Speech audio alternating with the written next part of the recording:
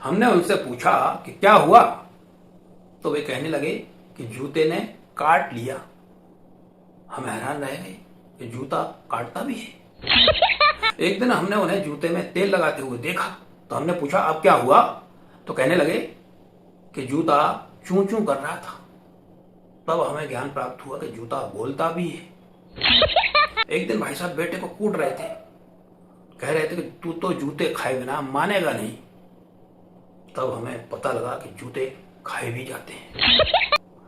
किसी को जब मिर्गी आ जाए तो लोग कहते हैं इसे जूते सुंघाओ। तब हमें ज्ञान प्राप्त हुआ कि जूता औषधि भी है। और एक गाना बना है कि मेरा जूता है जापानी, अर्थात जूते की नागरिकता भी होती है। तो भाई साहब इसी तरह के ज्ञान प्राप्त करने के लिए हमारे वीडियो देखते रहिए, चैनल सब्सक्राइब कर लीजिए, लाइक कर लीजिए। हमने उनसे पूछा कि क्या हुआ, तो वे कहने लगे कि जूते ने काट लिया।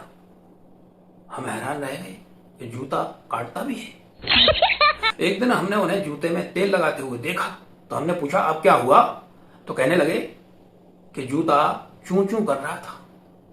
तब हमें ज्ञान प्राप्त हुआ कि जूता बोलता भी है। एक दिन भाई साहब बेटे को कूट रहे थे, कह रहे थे कि तू तो जूते खाए बिना मानेगा नहीं। तब हमें पता लगा कि जूते खाए भी जाते हैं। किसी को जब मिर्गी आ जाए तो लोग कहते हैं इसे जूते सुंघाओ। तब हमें ज्ञान प्राप्त हुआ कि जूता औषधि भी है। और एक गाना बना है कि मेरा जूता है जापानी, अर्थात जूते की नागरिकता भी होती है।